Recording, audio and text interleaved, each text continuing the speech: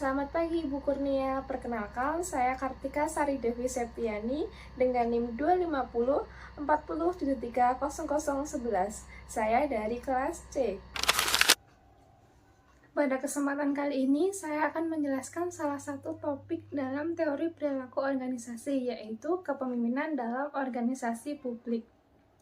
Topik ini penting karena keberhasilan suatu organisasi publik itu tidak hanya ditentukan oleh aturan dan struktur birokrasi saja, tetapi juga oleh kualitas kepemimpinan yang dapat mempengaruhi perilaku pegawai dan organisasi secara keseluruhan. Selanjutnya, konsep utama dari materi ini adalah hubungan antara kepemimpinan dan perilaku organisasi publik.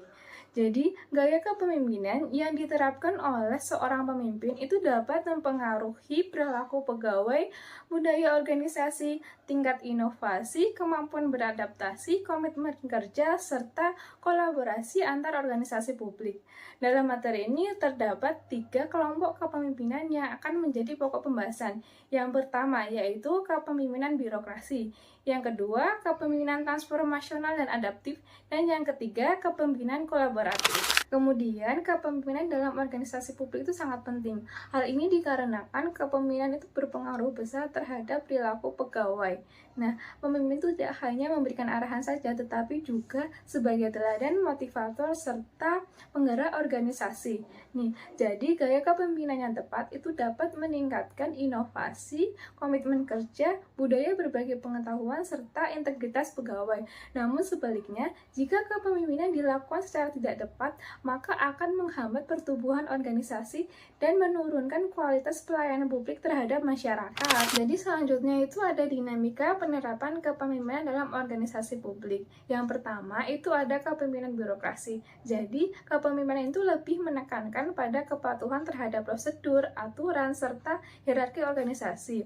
Jadi model ini tuh memang penting untuk menjaga keteraturan dan akuntabilitas organisasi. Tetapi jika terlalu kaku, maka akan menghambat inovasi dan komitmen pegawai. Oleh karena itu, pemimpin perlu memberdayakan pegawai agar lebih inovatif dan kreatif meskipun berada dalam sistem birokrasi. Jadi yang kedua itu ada kepemimpinan transformasional dan adaptif. Nah, kalau kepemimpinan transformasional itu lebih berfokus pada kemampuan seorang pemimpin dalam memberikan inspirasi dan memotivasi pegawai melalui visi dan tujuan bersama. Sedangkan untuk kepemimpinan adaptif itu lebih berfokus pada kemampuan untuk menghadapi perubahan dan tantangan yang terus berkembang. Yang ketiga itu ada kepemimpinan kolaboratif. Jadi, kepemimpinan itu lebih berfokus pada kerjasama, komunikasi terbuka, serta partisipasi aktif dari seluruh anggota atau pihak-pihak terkait. Nah, di sini itu pemimpin itu berperan penting sebagai fasilitator untuk membangun kepercayaan serta menyatukan pihak-pihak tertentu untuk mencapai tujuan bersama. Nah, model ini tuh sangat relevan untuk mengatasi permasalahan publik yang semakin kompleks. Yang selanjutnya itu ada kritik dari perspektif administrasi publik. Menurut saya, kelemahan dari kepemimpinan birokrasi adalah terlalu menekankan pada aturan dan prosedur yang ketat. Jadi, memang penting untuk menjaga akuntabilitas dan kepastian hukum. Tetapi jika birokrasi terlalu kaku, maka dapat memperlambat organisasi dan kurang responsif terhadap kebutuhan masyarakat. Oleh karena itu, penting untuk menggabungkan model ini dengan kepemimpinan yang lain seperti kepemimpinan transformasional, adaptif, dan kolaboratif, sehingga pelayanan publik itu menjadi lebih efektif dan efisien. Selanjutnya, sebagai contoh kasus, saya akan mengambil kepemimpinan Joko Widodo sebagai selaku Presiden Republik Indonesia dalam reformasi birokrasi dan digitalisasi pelayanan publik. Selama masa kepemimpinan beliau dilakukan penyederhanaan birokrasi, pengembangan layanan berbasis digital, serta peningkatan koordinasi antar pemerintah pusat dan daerah. Jika dianalisis, kasus ini mencerminkan kepemimpinan transformasional karena mendorong perubahan dalam birokrasi, kepemimpinan adaptif karena memanfaatkan teknologi, serta kepemimpinan kolaboratif karena melibatkan banyak pihak dalam menjalankan kebijakan publik. Dari kasus ini menunjukkan bahwa kepemimpinan tepat itu dapat meningkatkan responsivitas pemerintah serta berorientasi kepada kebutuhan masyarakat. Insight yang saya peroleh dari materi ini adalah keberhasilan organisasi publik tidak hanya ditentukan oleh aturan yang baik saja, tetapi juga tentang bagaimana kualitas pemimpin dalam menjalankan tugasnya. Pemimpin yang dapat menginspirasi, beradaptasi, memberdayakan pegawai, serta mampu berkolaborasi itu dapat menciptakan lingkungan kerja yang lebih positif. Dapat disimpulkan bahwa kepemimpinan memiliki pengaruh yang besar terhadap perilaku organisasi publik. Jadi kepemimpinan birokrasi itu menjaga keteraturan, kepemimpinan transformasional itu mendorong perubahan, kepemimpinan adaptif itu mampu menjantung menghadapi tantangan, serta kepemimpinan kolaboratif itu memperkuat kerjasama.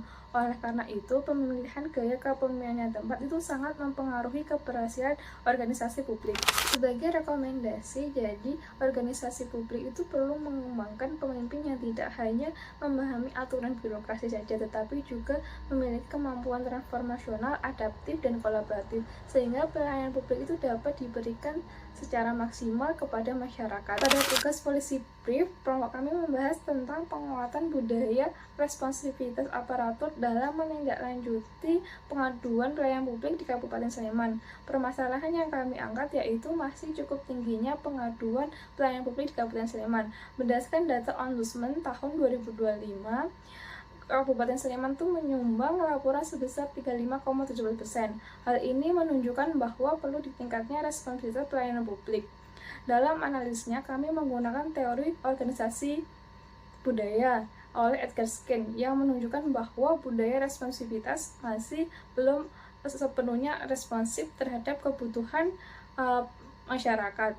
Oleh karena itu, kami merekomendasikan yaitu pertama, penguatan budaya responsivitas aparatur, terus kedua itu ada perbaikan standar pelayanan publik, dan yang ketiga itu peningkatan kolaborasi antar perangkat daerah. Pada tugas kelompok kali ini saya berkontribusi mengisi pada bagian masalah utama. Saya mencari data-data dari sumber terpercaya seperti Ombudsman dan jurnal-jurnal relevan di Google Scholar. Selain itu saya juga membantu mendesain policy brief, dan saya juga memasukkan hasil pembahasan ke dalam policy brief.